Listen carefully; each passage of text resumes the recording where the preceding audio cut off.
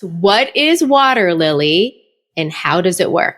What Waterlily does is we built AI to personalize long-term care planning. And so the way that works is we essentially pull from over a data set of over 500 million data points of families that already went through that long-term care event, or they did not go through that long-term care event. And what we did was we built predictive models on top of that so that we can learn a little bit more about who you are. We have an intake form where we ask basic demographic, health, and wealth questions. And every single one of those inputs goes into our models to predict what will your long-term care story look like? What does that cost and care trajectory, including how the family may step in for your care by default. 500 million data points. Did you guys hear that? I can't even fathom that amount of data that you're actually using. Where do you gather these data points, Lily? Is this from, home care agencies, facilities, the government? Like, where do these data points come from? So we have multiple data sources. That's actually the most important thing is you actually gather from multiple diverse data points so that you don't have bias in your,